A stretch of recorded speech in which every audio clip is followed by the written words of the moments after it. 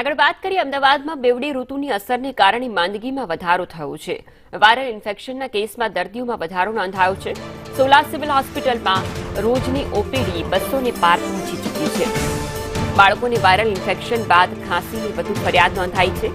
20થી પણ વધુ બાળકોને હોસ્પિટલમાં દાખલ કરવામાં આવ્યા છે। બાળકોને 15 દિવસ સુધી ખાંસી મળતી ન હોવાની પણ ફરિયાદ થઈ ઉઠી છે।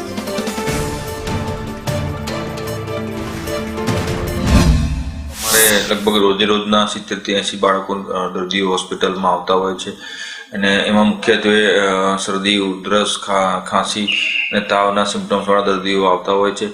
એમાં અમારા પીડિયાટ્રિક ઓપીડીમાં ડોક્ટરો બાળકોને તપાસી અને ઓપીડી પર દવા આપે છે અને જો બાળકોને વધુ તકલીફ હોય, વધુ ઉધરસ આવતી હોય, તાવ આવતો હોય, વધારે પડતું કોઈ લંગમાં ઇન્ફેક્શન હોય તો અમારા ડોક્ટરો તેમને દાખલ કરી જુદા જુદા રિપોર્ટ કરાવી, એક્સરે કરાવી સારવાર આપી અને ટ્રીટમેન્ટ આપી રહ્યા છે।